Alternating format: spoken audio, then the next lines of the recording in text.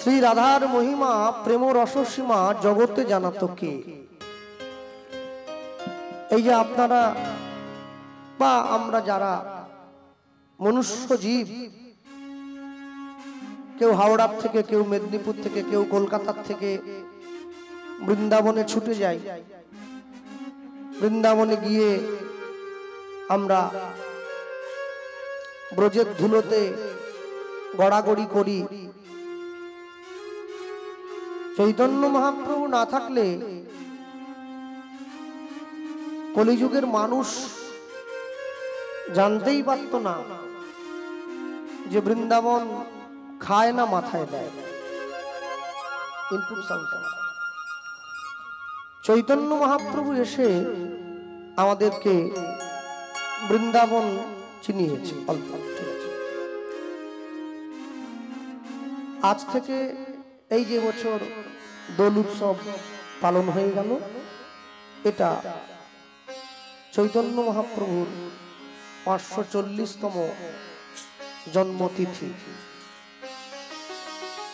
আমরা কিন্তু আমাদের বাড়ির ছেলে মেয়েদের জন্মদিন পালন করি, জন্মতিথি পালন করি না। কিন্তু হিন্দু সনাতন ধর্মে জন্মদিন পালনের নিয়ম নেই, জন্মতিথি পালনের নিয়ম আছে। রামচন্দ্রের জন্মদিন কেউ পালন করে না, রামের জন্মতিথি পালন করে। কৃষ্ণের জন্মদিন পালন হয় না, জন্মতিথি পালন হয়। কিন্তু বাড়ির ছেলে মেয়েদের তিথি নয়, দিন পালন হয়। জন্মদিন কারা পালন করে? যারা বিদেশি, যাদের মধ্যে এখনো পর্যন্ত ভারতীয় সভ্যতা প্রবেশ করে নাই, তারা দিন পালন করে। ভারতীয়রা বলছে, ভারতীয় বৈদিক ঋষিগণ বলেন, দিন পালনের থেকে তিথি পালনে মাহাত্ম্য অনেক বেশি।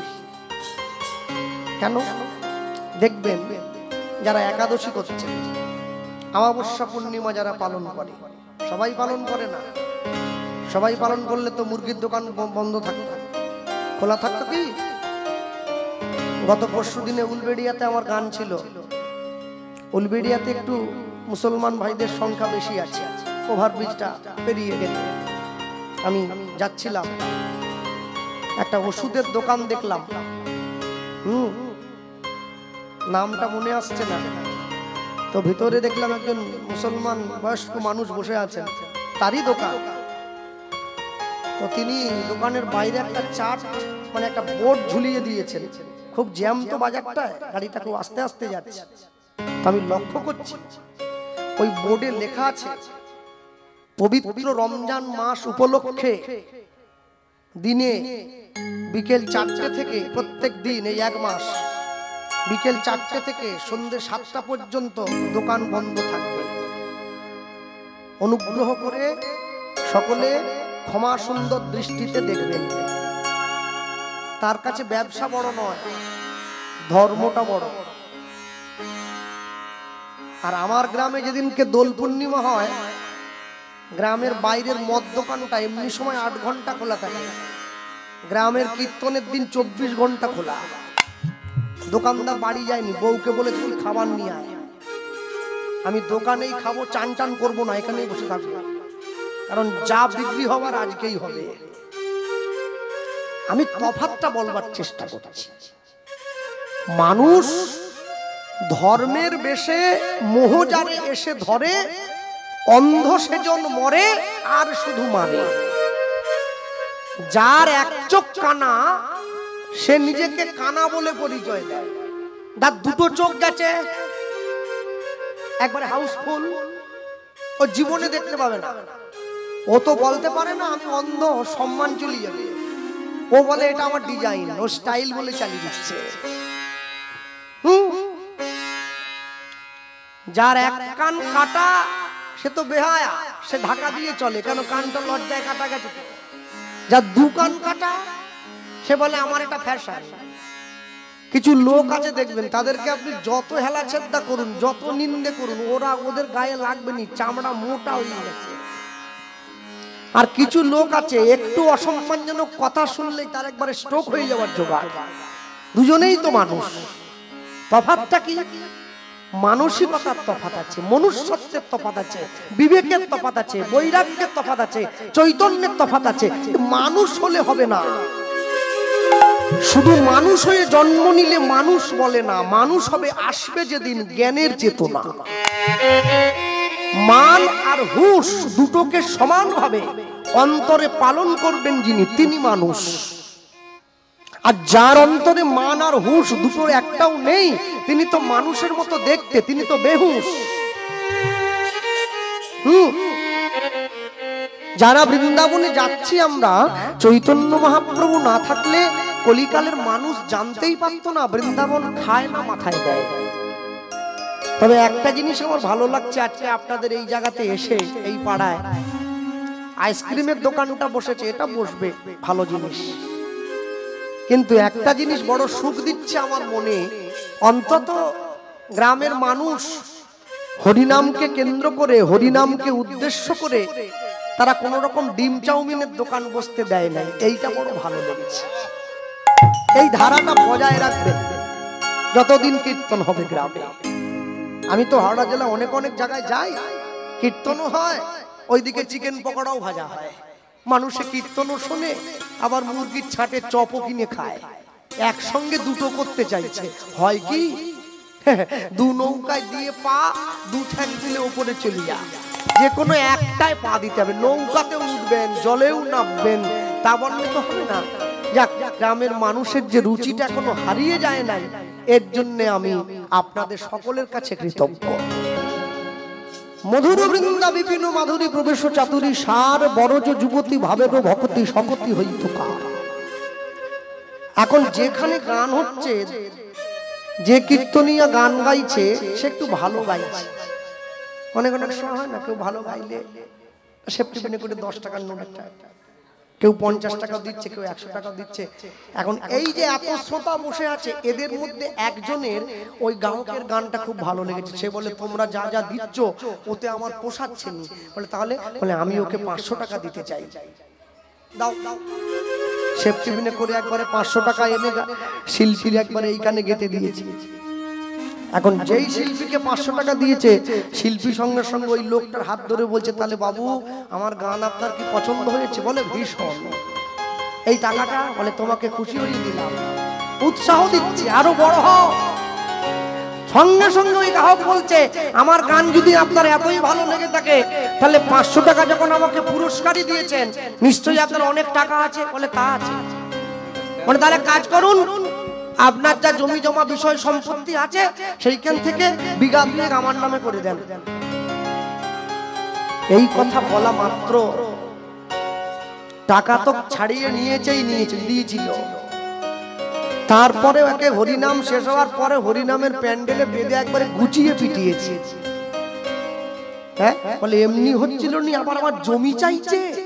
আরে তোকে পুলিশে দেবো আজকে। আমি বাগনান থানায় খবর দিয়েছি, ধরে নিয়ে যাবে এসে। আমি কথা এমনি বলি না। আপনারা কি ভাবলেন এখান থেকে বৃন্দাবনে চলে গেলেন, এখান থেকে বৃন্দাবনে গেলেন, বৃন্দাবনে গিয়ে ব্রজের ধুলিতে গড়াগড়ি দেবেন, বৃন্দাবনে ব্রজের ধুলিতে গড়াগড়ি দিয়ে বৃন্দাবনে ব্রজ মায়েদেরকে বলবেন, আপনাদের রাধা কৃষ্ণকে আমার বড় ভালো লেগেছে, আমাদের সঙ্গে দিয়ে দেন, নিয়ে চলে যাই। আপনারা বললেন, ওরা দিয়ে দিল। মা বাড়ির আবদার, চাইবে না, দিয়ে দেবে।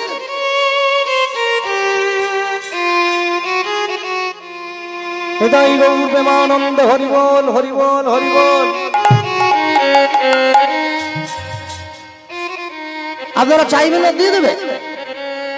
ওরা আপনাকে সঙ্গে সঙ্গে বলবে, আপনি বৃন্দাবনে এসছেন, ঘুরবেন ফিরবেন, এখানে থাকবেন, যে কদিন খুশি রাধা গোবিন্দের প্রেম মাধুর্য দেখবেন, দর্শন করবেন, মন্দির ঘুরবেন, প্রসাদ পাবেন, তারপরে বাড়ির লোক বাড়ি চলে যাবে। ওই সব আপনাদেরকে কে বলতে বলেছে? প্রেম দাও, কৃষ্ণকে দিয়ে দাও।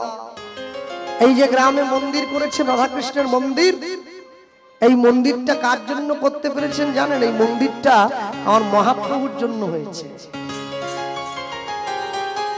এই মন্দির মহাপ্রভু আমাদের দিয়েছে। নিজে গিয়ে বৃন্দাবনে গিয়ে বৃন্দাবনে ব্রজগোপীদের কাছ থেকে এই প্রেম এনে তারপরে আমার আপনার মতো মানুষের দরজায় বিলিয়ে দিয়েছে। তবে আমরা প্রেম পেয়েছি, তবে আমরা গোবিন্দকে চিনেছি, তবে রাত জেগে কীর্তন শুনতে পাচ্ছি। হ্যাঁ, যারা টিভিতে খবর দেখছেন, নিত্য নিত্য খবরের কাগজ পড়েন, টিভিতে খবর দেখেন, একটা জিনিস দেখলেন না? কদিন আগে আমেরিকার একজন বিখ্যাত বিজ্ঞানী সুনিতা উইলিয়ামস, তিনি মহাকাশে ছিলেন। 8 দিন থাকবার কথা ছিল, কিন্তু 9 মাস আটকা পড়ে গিয়েছিলেন। ফিরে এলেন 9 মাস পরে। সকলে জানতো তিনি মারা গিয়েছেন, তিনি মরেন নাই, বেঁচে আছেন।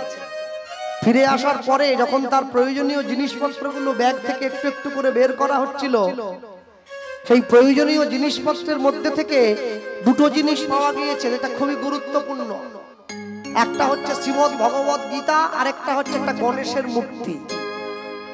যিনি আমেরিকার মানুষ, বিজ্ঞান নিয়ে গবেষণা করছেন, সারা জীবন এত উচ্চ শিক্ষিত হয়েছেন, যিনি বিজ্ঞান নিয়ে পড়াশোনা করলেন, বিজ্ঞান নিয়ে গবেষণা করলেন, সেই মানুষটা মহাকাশে যাচ্ছেন বিজ্ঞান নিয়ে গবেষণা করবার জন্য, সঙ্গে গীতাটা নিয়ে গেছেন। গীতার কি দরকার?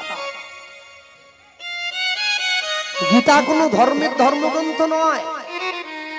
গীতা হিন্দু, মুসলমান, শিখ, খ্রিস্টান, জৈন, বৌদ্ধ সবাই পড়তে পারে। গীতা কারোর জন্য বাধা নেই। তুমি পড়বে না, তুমি পড়বে, তুমি পড়বে না, তুমি পড়বে। গীতা পড়লে জীবনের ধাপটা সুন্দর হয়, জীবনের শৈলীটা সুন্দর হয়, জীবন সুন্দর হবে। তবে তার জন্য পড়তে হবে তো। যে মরে গেছে, মরা মানুষের বুকের উপরে লোকে গীতা দিয়ে দেয়। মরার বুকের উপরে গীতা দিয়ে কি হবে? ও গীতা দেখতে পায়, সাদা না কালো। জীবনে বেঁচে থাকতে থাকতে একটু পৃষ্ঠাটা উল্টে দেখতে হয়। ভুল হোক, আমি ভুলই পড়বো। এখানে তো পরীক্ষার ব্যাপার নেই যে ভুল পড়লে কেউ নাম্বার কেটে নেবে। আমি ভুলই পড়বো, কিন্তু পড়তে ক্ষতি কোথায়? দস্যু রত্নাকর যদি মরা মরা উচ্চারণ করতে করতে রাম উচ্চারণ করতে পারে, জগাই মাধাইয়ের মতো মাতাল যদি মহাপ্রভুর চরণ পেয়ে যেতে পারে, মলয় চাঁদ কাজীর মতো মুসলমান যদি হরিনাম গাইতে পারে, তাহলে আমি কেন পারবো না? এই বোধটা সবার আগে অন্তরের মাঝে বসিয়ে নিতে হবে। যে ভগবানকে ভালোবাসে, ভগবান তাকেও নাম দিয়েছে। যে ভগবানকে ভালোবাসে না, ভগবান তাকেও নাম দিল। আশ্চর্য কি! যে ভগবানকে ভালোবাসে, ভগবান যে তাকে নাম দিল, সে ভগবানের নাম ভক্তি শ্রদ্ধা সহকারে গ্রহণ করল। আর যে ভগবানকে ভালোবাসে না, যে ভগবানকে ভালোবাসে, সে তো নাম পেয়েছে। বৃন্দাবনের ব্রজগোপীগণ, ললিতা, বিশাখা, চিত্রা, চম্পকলতা আছে, তারাও নাম পেয়েছে। শ্রীদাম, সুদাম, দাম, বসুদাম, এরাও কৃষ্ণ পেয়েছে। আবার কুরুক্ষেত্রের মাঠে গিয়ে দুর্যোধন, দুঃশাসন, এরাও তো কৃষ্ণ পেয়েছে। তাই এদের পাওয়া আর ব্রজগোপীদের পাওয়া কি এক হয়ে গেল? না, তফাৎ কি? আস্তে। আপনি কি শিখছেন এটা বড় কথা নয়, কার কাছ থেকে শিখছেন এটা বড় কথা। 10টা মেয়ে একসঙ্গে স্কুলে যায়, বান্ধবীরা প্রত্যেকে। 10টা মেয়ে কিন্তু বাঙালি বাড়ি। এই 10টা মেয়ে স্কুলে যাচ্ছে, ওর পাশে আরো 10টা মেয়ে স্কুলে যায়, সেখানে 9টা বাঙালি বাড়ির মেয়ে আছে, একটা মুসলিম বাড়ির মেয়ে আছে। একটু তাকিয়ে আশ্চর্য কি! রুচির পরিবর্তন হয়ে যাবে আস্তে আস্তে। একটা বস্তাতে একটা আলু পচে গেলে 1 সপ্তাহের মধ্যে পুরো বস্তা পচিয়ে ছেড়ে দেয়। ওই জন্য হুগলির দিকে গানে গেলে ওরা বলে, দাদা যে আলুটায় পচন ধরে না, ওটাকে বস্তায় রাখাই যাবে না, একবারে তুলে ফেলে দিতে হবে, তাহলে পুরো বস্তা খারাপ হয়ে যাবে। আপনি কার কাছ থেকে কি শিখেছেন এটা বড় নয়, শিক্ষাটা কার কাছ থেকে শিখেছেন এটা বড়। দুর্যোধন শিক্ষা গ্রহণ করছে শকুনির কাছ থেকে, আর যুধিষ্ঠির শিক্ষা গ্রহণ করছে কৃষ্ণের কাছ থেকে। কি শিখেছে এটা বড় না, কে শেখায়। শকুনি আবার ভালো জিনিস শেখায় না, যা শুনলে নিজের জীবন একবারে পথে নেমে যাবে ও সেইটা শেখাচ্ছে। আর কৃষ্ণ কি শেখাচ্ছে যুধিষ্ঠিরকে? যুধিষ্ঠির যুদ্ধে জিতবে কি হারবে এটা বড় নয়, জীবনের যুদ্ধে জিততে হবে এটা বড়। কুরুক্ষেত্রের যুদ্ধ তো 18 দিন, আজ আছে কাল শেষ হয়ে যাবে, কিন্তু জীবন যুদ্ধ কি 18 দিনে শেষ হয়? জীবনের যুদ্ধ অনেক বড়। তবে হ্যাঁ, কুরুক্ষেত্রের যুদ্ধ কিন্তু 18 দিন ধরে হয়নি, 2.5 দিন বাকি থেকে গিয়েছিল। যে 2.5 দিন বাকি থেকে গিয়েছে, ওই 2.5 দিন ভগবান এই জগৎ সংসারের মধ্যে আমাদেরকে ভাগ করে দিয়েছে। আমরা কুরুক্ষেত্রে এসে পড়েছি, এটা কুরুক্ষেত্রের মাঠ, এই সংসার। কুরু মানে করো, ইট মিনস ডিউটি। জীবন ভরা কর্তব্যের আহ্বান। মায়ের প্রতি সন্তানের কর্তব্য, সন্তানের প্রতি বাবার কর্তব্য, বাবার প্রতি মেয়ের কর্তব্য, স্বামীর প্রতি স্ত্রীর কর্তব্য।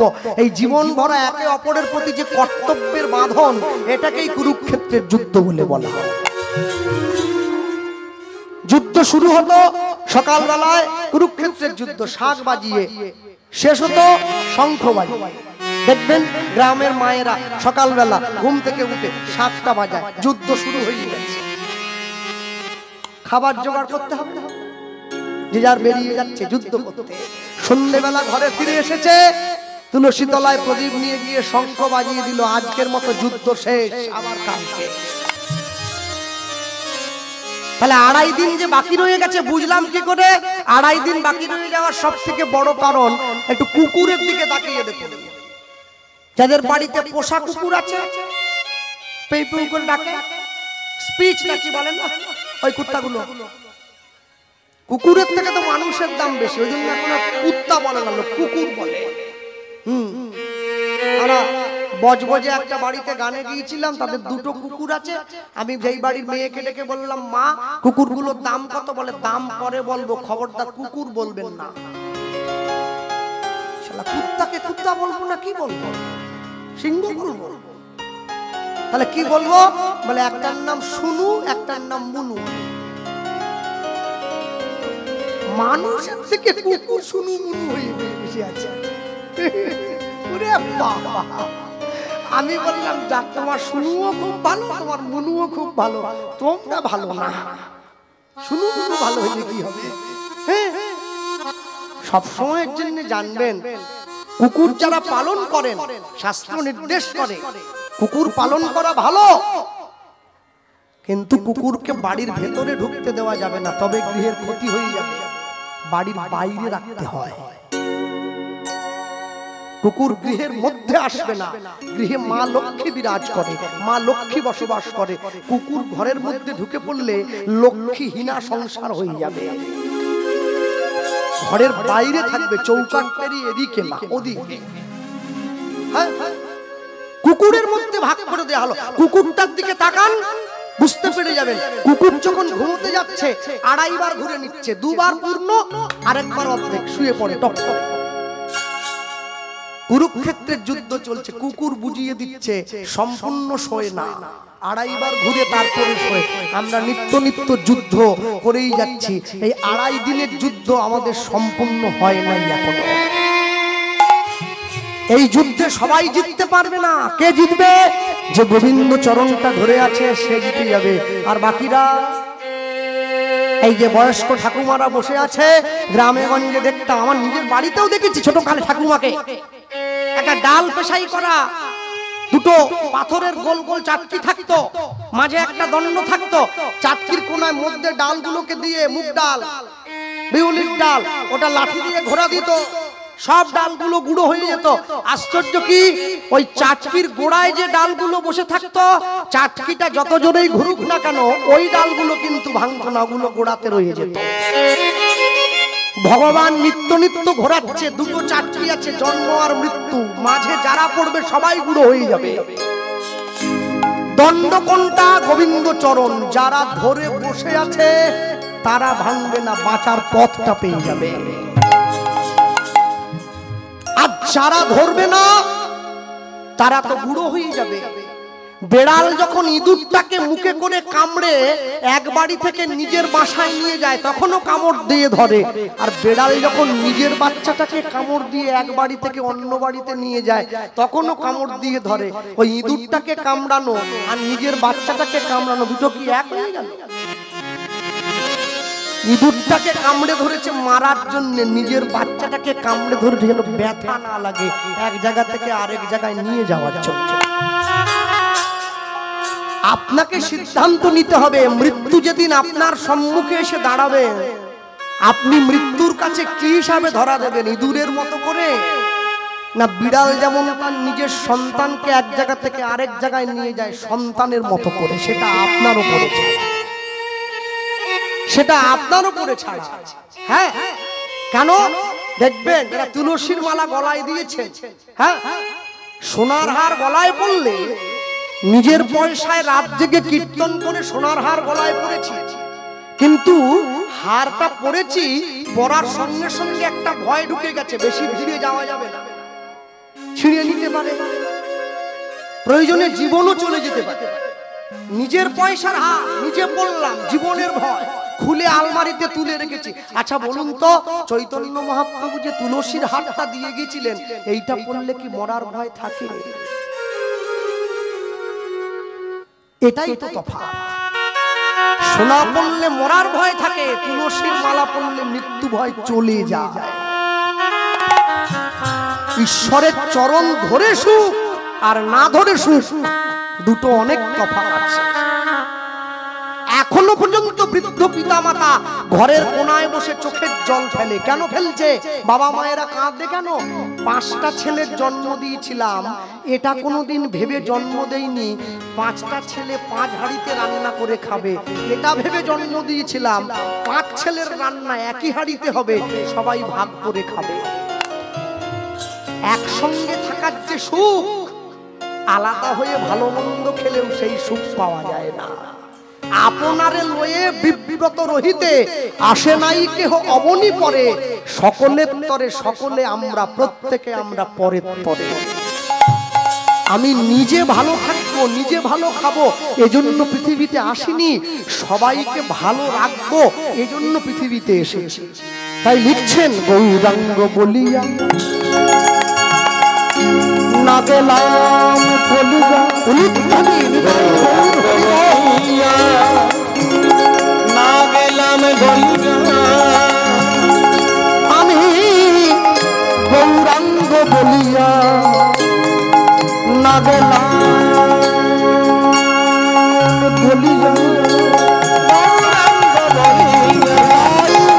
হরি হরি না গেলাম গলিজা, কেমনে ধরিনু কেমনে ধরিনু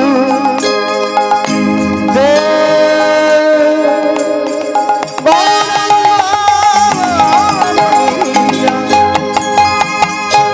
না গেলাম গলিজা, কেমনে ধরিনু রে বাসুভ সহিয়া পাষাণ দিয়া, বিধি কেমনে গড়িয়াছে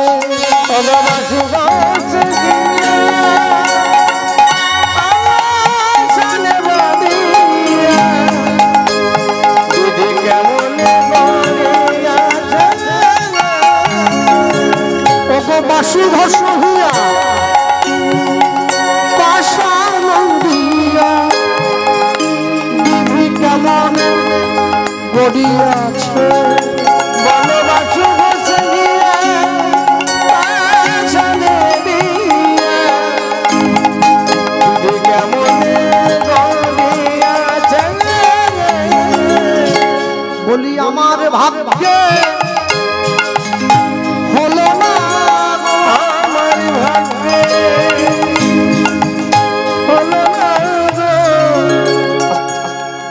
মায়ের একটু এগিয়ে গিয়ে এগিয়ে গিয়ে এই সামনে ফাঁকা আছে, এগিয়ে এগিয়ে পিছন বেঞ্চে বসার জন্য সবাই ভিড় করে আমি জানি, আমরাও স্কুলে বসতাম, উঠে পালিয়ে যাওয়া যায়।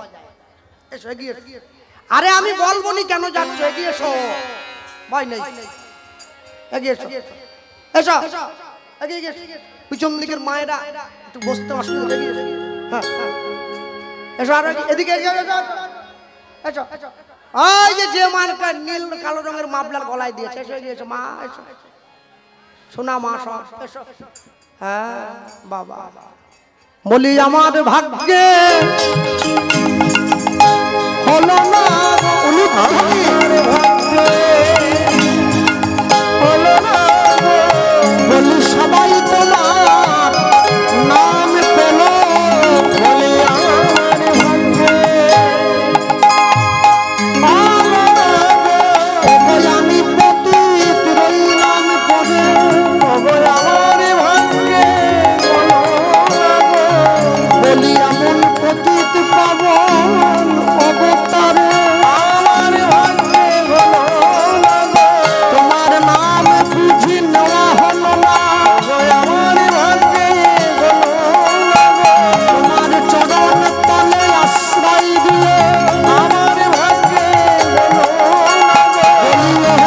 আমার বন্ধু হরি, আমার ভাগ্যে আমায় চরণ তরি, আমার ভাগ্যে হরি প্রেমানন্দে হরি হরি, আমার ভাগ্যে প্রেমানন্দে হরি হরি, আমার ভাগ্যে আমার ভাগ্যে হলো না গো, বাজু বসে গিয়া পাশনে দিয়া, কেমনে গড়িয়াছে বলি বাজু বসে গিয়া পাশনে দিয়া, বিধি কেমনে গড়িয়াছে। গৌরাঙ্গ বলিয়া না গেলাম বলিয়া, কেমনে ধরিনু দে, কেমনে ধরিনু দে, বাসু ঘোষ হিয়া পাশান দিয়া, পাশান দিয়া, বিধি কেমনে গড়িয়াছে, বলো বিধি কেমনে কেমনে গড়িয়াছে।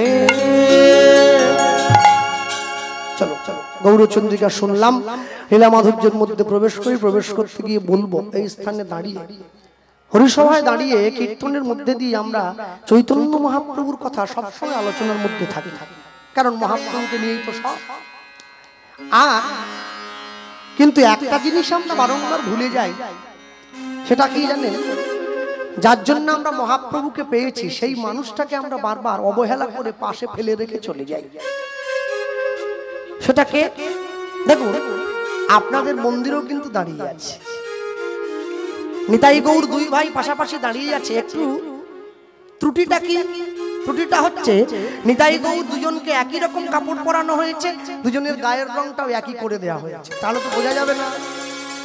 কি করে বুঝবেন কোনটা নিতাই কোনটা গৌর? যে চেনে সে না হলে বুঝলো ডান দিকে নিতাই বাম দিকে গৌর, যে চেনে না সে কি করে বুঝবে? আমার মতো মূর্খ অধম পতিত পাষণ্ড যদি দেখে, সে দেখবে দুদিকে দুটো ঠাকুর দাঁড়িয়ে আছে, নিতাই আর গৌর, কিন্তু চিনতে পারছে না কোনটাকে। চিনবেন কি করে? নিতাই চাঁদের গায়ের রংটা ধপধপে সাদা, একবার একদম সাদা, তাই নয়, তার উপরে আবার নীল কাপড় পরেছে, সাদার সঙ্গে নীল একদম সুন্দর মানিয়েছে। আর মহাপ্রভুর গায়ের রংটা কিরকম? মহাপ্রভুর গায়ের রংটা হচ্ছে কাঁচা সোনার মতো। কাঁচা সোনাটাকে আগুনে ফুটলে যেই রকম রং হয়, মহাপ্রভুর গায়ের রংটা সেই রকম। আর মহাপ্রভুর পরনে কি আছে? হলুদ ধুতি আছে, তাতে লাল পাড় দেওয়া আছে, আর নচেত সাদা ধুতি আছে, তাতে লাল পাড় দেওয়া আছে। এইটা দেখে চেনা যায় নিতাই গৌর দুটো ভাই। ভক্তমন্ডলী মায়েরা, আমি বলতে পিছন দিকে পিছিয়ে আসি। শ্রীকৃষ্ণ চৈতন্য মহাপ্রভু তিনি তার জীবনে দুবার বিয়ে করলেন, সকলে আপনারা জানেন। প্রথম স্ত্রী লক্ষ্মীপ্রিয়া, পরেরটা বিষ্ণুপ্রিয়া। আস্তে কথা বলবেন না। প্রথম বিয়েটা কিন্তু নিজের ইচ্ছায় করলেন, আর দ্বিতীয় বিয়েটা মায়ের ইচ্ছায় করলেন। দ্বিতীয়বার বিয়ে করার ইচ্ছা কিন্তু নিমায়ের ছিল না। সচিমা যখন বলল, ছেলে তো মায়ের কথা ফেলতে পারেনি, তাই বিয়ে করেছে। ছেলে যখন বিয়ে করতে যায়, মায়ের পায়ে হাত দিয়ে প্রণাম করে মাকে বলে যাচ্ছে, মা তুমি আমাকে আশীর্বাদ করো, কি তোমার জন্য দাসী আনতে যাচ্ছি। কি বলেন? ছেলে বিয়ে করতে গেলে আপনার দিকে বলে, এদিকে আছে নিয়ম। হ্যাঁ, আমাদের মেদিনীপুরও বলে।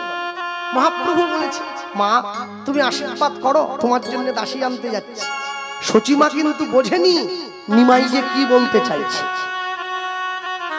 যেই নিমাই গিয়ে মায়ের পায়ে হাত দিয়েছে, মায়ের কর্তব্য কি, ছেলে মায়ের পায়ে হাত দেওয়া মাত্রই মা ছেলের মাথাটায় হাত দিয়ে আশীর্বাদ করছে, বাবা জীবনে অনেক সুখী হবে। যেই সচিমা নিমায়ের মাথায় হাত দিয়েছে, অমনি মহাপ্রভু মায়ের হাতটা ধরে নিয়েছে। ধরে এইবারে মহাপ্রভুর চোখে জল। মা কিন্তু বুঝতে পারছে না, ছেলে তো নিচে বসে আছে, ভগবানের চোখে জল এসেছে, হাতটা ধরে নিয়েছে। কিরে নিমাই, হাত ধরলি? মা হাত ধরলাম কেন জানো? আরেকটা আশীর্বাদ করে দাও। কি? এতদিন পর্যন্ত কেঁদেছি নদিয়াবাসীর জন্য, আজকে বিয়ে করে তোমার দাসী তোমার চরণে দিয়ে আমি কাঁদবো জগৎবাসীর জন্য। ওই চেয়ে নিল, ওই চেয়ে নিল। সচিমা কিন্তু বুঝলো না ছেলে আমার কি চাইছে। যাওয়ার পথটা পরিষ্কার করে দিল। 24 বছর বয়সের ছেলে যে মেয়েটাকে বিয়ে করতে যাচ্ছে, তার বয়স 14 বছর 3 মাস। বিষ্ণুপ্রিয়া দেবী, পূর্ণ যৌবন যার দেহে, সংসার ভোগ, স্ত্রী সুখ ভোগ, সন্তানগণকে নিয়ে আনন্দ, সংসারের হাসি কান্না দুঃখ সবকে জলাঞ্জলি দিয়ে কলিযুগের জীবকে হরিনাম দান করবে। মায়ের চরণে অনুমতি চাইছে। এই না হলে ভগবান।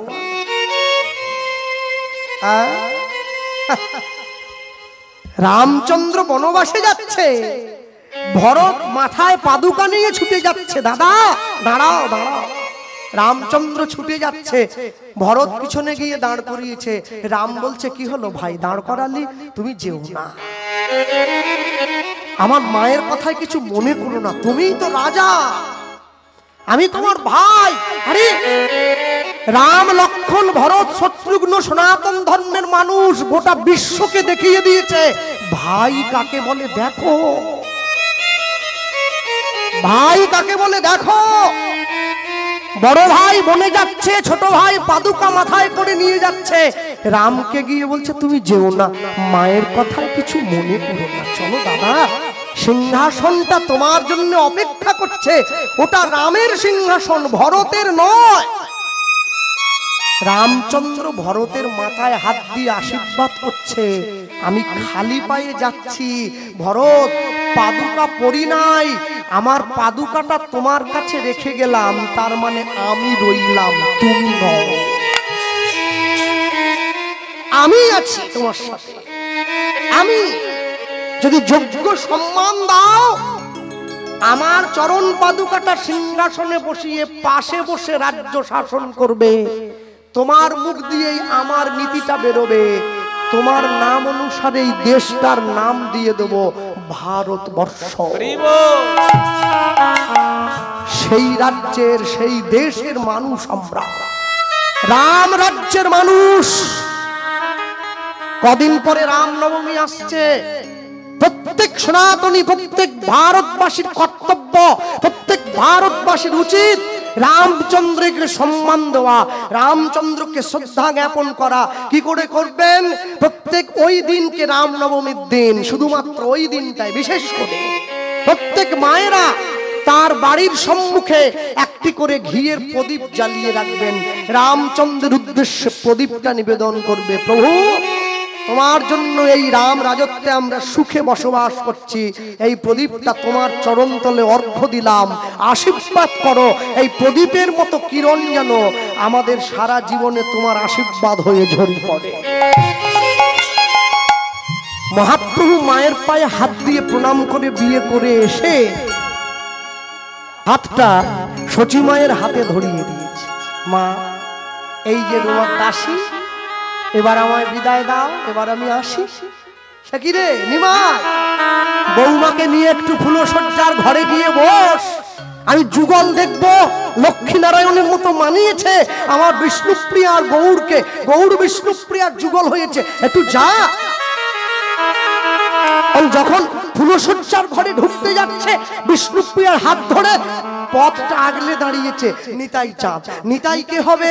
বিষ্ণুপ্রিয়ার সম্পর্কে বড় ভাসুর। কেননা মহাপ্রভুর থেকে 12 বছরের বড় নিতাই গৌরের থেকে। তাহলে ভাসুর যদি পথ আগলে দাঁড়ায়, বৌমার কর্তব্য কি? সঙ্গে সঙ্গে ঘোমটাটা মাথায় টেনে নিয়েছে। ভাসুরের মুখ দেখছে না, মাথা নিচু করে দাঁড়িয়ে আছে। আচ্ছা, চোখ দিয়ে ভাসুরের মুখটা দেখছে না, কানটা তো খোলা আছে। নিতাই চাঁদ এসে মহাপ্রভুর সামনে দাঁড়িয়ে বলছে, ভাই তোকে আমি বিশেষ কিছু বলবো না, আজকে তোর জীবনে আনন্দের রাত্রি, তুই ফুলশয্যার ঘরে যাচ্ছিস। একটা কথা মনে রাখিস ভাই, মানুষ যখন ফুলের ওপরে ঘুমায় তার ফুলশয্যা হয়, ফুল যখন মানুষের ওপরে ঘুমায় তার অন্তিম শয্যা হয়। এই একটা কথা বলে দিয়ে নিতাই চাঁদ পাশ কাটিয়ে চলে গেল, আর কোনো কথা নেই। কথাটা বিষ্ণুপ্রিয়া দেবীর কর্ণমূলে নয়, একবারে মর্মমূলে পৌঁছে গেছে। কি বলল? ঘরের মধ্যে ঢুকে মহাপ্রভুকে জিজ্ঞাসা করছে, ও স্বামী কি বললো তোমার দাদা? বলে ও সব বাদ দাও না, আমার দাদার সব নানা রকম কথা। বলে না, কিছু একটা বলেছে, কিছু একটা বলেছে, তুমি আমাকে খুলে বলো। আমার দাদা বলছে আজ আমাদের ফুলশয্যা, আমরা ফুলের উপরে ঘুমাবো, আর যেদিন আমরা চিরঘুমে ঘুমিয়ে থাকবো ফুলগুলো আমাদের উপরে ঘুমিয়ে থাকবে, আমাদের অন্তিম শয্যা হবে। আমাকে বলো হরি হরি বল বলে শ্মশানে নিয়ে যেতে হবে। দাদা জানতে চাইলো তুমি কোনটা চাও, তুমি ফুলের উপরে শোবে না ফুল তোমার উপরে শোবে? বিষ্ণুপ্রিয়া দেবী এত বোকা নাকি আমাদের বাড়ির বউ মেয়েদের মতো? বুদ্ধি করে উত্তর দিচ্ছে নিজের স্বামীকে। কি বলছে? আমি ফুলের উপরে শোবো না, ফুলও আমার উপরে শোবে না, আমি চাই ফুলটা মালা হয়ে তোমার গলায় থাকুক। আমি একসঙ্গে দুজনকে পাবো, তোমাকেও পাবো ফুলটাকেও পাবো। দুজনকে যদি পেয়ে যায় তাহলে কি আর কষ্ট করতে হয় নাকি? মনে রাখবেন, শুধুমাত্র ভালোবাসার জন্য ভালোবাসা নয়, শুধু ভালোবাসার জন্য ভালোবাসা নয়, ভালো ভালোবাসার জন্য ভালোবাসা। কথা বুঝতে হবে, শুধু ভালোবাসার জন্য ভালোবাসা নয়, ভালো ভালোবাসার জন্য ভালোবাসা। যার জন্য তো কবি লিখেছিলেন, ভালোবাসা ভালোবাসো শুধুই তাকে, ভালোবাসায় ভালোবাসা দিয়া বেঁধে যে রাখে। আমি দেখি টোটোওয়ালা, টলিওয়ালা, মেশিন টলিওয়ালা তার গাড়ির কাঁচের আগের দিকে লেখে রেখে দিয়েছে, ভালোবাসা ভালোবাসো শুধুই তাকে, ভালোবাসায় ভালোবাসা দিয়া বেঁধে যে রাখে। তুমি এ কথার মানে জানো? তুমি ছাপি দিলে? বলে না, সবাই লিখছে, আমিও লিখছিলাম। ও সবাই বিড়ি খেলে আমাকেও খেতে হবে? বিড়ির প্যাকেটের গায়ে লেখা আছে সবাই কিনে খাবে? তুমি অধম বলিয়া আমি উত্তম হইব না কেন? কবির বিখ্যাত লাইন আছে। আমাদের মতো কলিযুগের জীবের জন্য মহাপ্রভু ঘর ছাড়ছেন, নিতাই চাঁদকে নিয়ে সন্ন্যাস হয়েছেন, পুরী ধামে চলে গিয়েছেন। মায়ের আদেশে বৃন্দাবনে যান নাই, পুরীতে গিয়ে বসেছেন। হ্যাঁ, পুরী ধামে গিয়ে বসে নিতাই চাঁদের হাতটা ধরে নিয়েছে। দাদা কি তুমিও সাধু, আমিও সাধু, দুই ভাই সাধু হয়ে গেলে বাংলার মানুষকে হরিনাম কে দেবে? বাংলার মানুষ তো এমনিতেই কীর্তন করে না, এমনিতেই নাম নেয় না, আবার যদি বলে সাধু হতে হবে তাহলে মোটেই নেবে না। নিতাই চাঁদ বলে, তুই আমাকে কি করতে বলছিস? বলে, আমি তোমাকে একটা অনুরোধ করছি দাদা, তুমি আরেকবার বাংলায় যাও। যেই বলেছে বাংলায় যাও, নিতাই চাঁদ কাপড় ধরে উঠে পড়েছে। আমি আসি তাহলে? দাঁড়াও, লাভ দিয়ে চলে যাচ্ছ কোথায়? আমার বলা এখনো শেষ হয়নি। তাহলে শুধু বাংলায় গেলে হবে না, একটা বিয়ে করতে হবে। হ্যাঁ বলিস কি রে? হ্যাঁ, 1 লাখ টাকা নিয়ে যারা হরিনাম করে ওরা মেয়ে পায়নি, আমি বিনা পয়সায় হরিনাম দিচ্ছি, আমাকে মেয়েকে দেবে? বাইনান মোড় থেকে বাগনান পর্যন্ত টোটো চালালে মেয়ে দিত, ওরই নাম যে কোনো মেয়ে দিবে। বেকার ছেলে সব পেটের চুলো লেগে পড়েছে, হরিনাম করছে। দাদা শুধু বিয়ে করলে হবে না, ছেলে মেয়ের জন্ম দিতে হবে। এবারে বউ ছেলে মেয়েকে নিয়ে হরিনাম প্রচার করতে হবে, তবে বাংলার লোকে বুঝবে বিয়ে করে সংসার করে হরিনাম গাওয়া যায়। নিতাই চাঁদ বাংলায় এসেছে, হরিনাম প্রচার করেছে, বিয়ে করেছে, সংসার করেছে, তবে তো আপনারা বসে শুনছেন, তবে আপনারা বসে গাইছেন, আমরা শুনছি, আমরা গাইছি, আপনারা শুনছেন। না হলে হরিনাম কোথায় পেতেন? আমাকে কমিটির ছেলেরা বললো, দাদা 9:30 আসরটা দিতে হবে। হ্যাঁ 9টায় হবে না, বলে না, মায়েরা রান্না করবে, খাবে, বাসন ধোবে, তারপর সাজারি করবে, সাজবে, তারপরে আসবে। হ্যাঁ যারা সিরিয়াল দেখা তারা দেখবে, তবে তো আসবে। কি করে আসবে? অনুরাগের সময় কটায়? 9:30। সেই সময় আসরটা দেবো। জুরন জুরন করতে করতে 10টা বেজে পড়বে, আপনার কীর্তনও শুরু হবে, ও দেখবেন ভিড় হয়ে গেছে, আসর ঠাসা। কালকে আরেকটু দেরি করে দেবো, হরগৌরী হোটেলটা হওয়ার পর। আমার মা দেখে, আমার তো শুনে মুখস্থ হয়ে যাচ্ছে। বাপরে বাপ। হ্যাঁ সেই কথা রক্ষা করার জন্য নিতাই চাঁদ ফিরে এলেন বাংলায়। বাংলায় এসে সংসার করে বিয়ে করে আমাদেরকে দেখিয়েছেন। লীলা মাধুর্য হরিসভায় বসে প্রচার হবে শ্রীপাদিত্যানন্দের বাংলায় প্রত্যাবর্তন। ওই মহাপ্রভুর চরণে প্রণাম জানিয়েছে, বাংলায় চলে আসছে নিতাই চাঁদ। আর মুখে বলতে বলতে আসছে, কি বলছে জানো তো? এতদিন পর্যন্ত নদিয়াটা শুধু নদিয়া ছিল, আমার ভাই জন্ম হয়েছে, সোনার হয়ে গেছে, শুধু আর নেই। বলতে বলতে আসে, গৌরে লরে, ঘুমটা কাটিয়ে দেই। সোনার নদিয়ায় উলুধ্বনি এখনো দাওনি, হরিধ্বনি শব্দ শোনা যায় গৌরে ওই বাবা।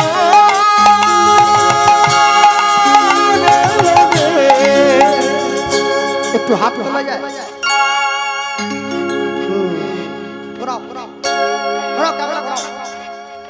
হাত যে না তুলবে সে লক্ষ্মীর ভান্ডার পাবে। ছবি উঠে থাক, বুঝবো কি করে কে তুলছে? একটু তালি দেওয়া যায় কি?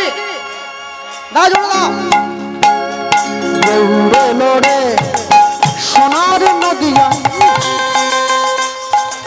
ওই মাঝখানের দিকের মায়েদের কি হাত নাই নাকি? হ্যাঁ ওই তো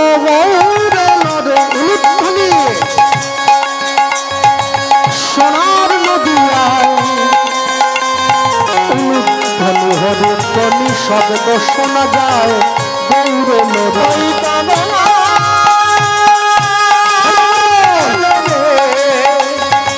সোনার নদিয়ায় উলুধ্বনি হরিধ্বনি শব্দ শোনা যায় মোদের গৌরে লরে। ওই তো গৌরে লরে সোনার নদিয়ায় উলুধ্বনি হরিধ্বনি শব্দ শোনা যায় গৌরে লরে। সোনার নদিয়ায় উলুধ্বনি হরিধ্বনি শব্দ শোনা যায় মোদের গৌরে লরে। গৌরে লরে সঙ্গে নিবাল লরে, গৌরে লরে সঙ্গে নিবাল লরে, গৌরে লরে সঙ্গে।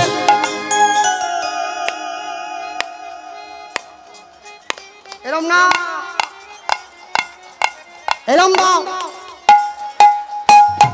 গৌরে লরে সঙ্গে নিতাই লরে, গৌরে সঙ্গে নিতাই লরে, গৌরে লরে সঙ্গে নিতাই লরে, সঙ্গে নিতাই লরে। গৌরে লরে সোনার নদিয়া উলুধ্বনি হরিধ্বনি শব্দ শোনা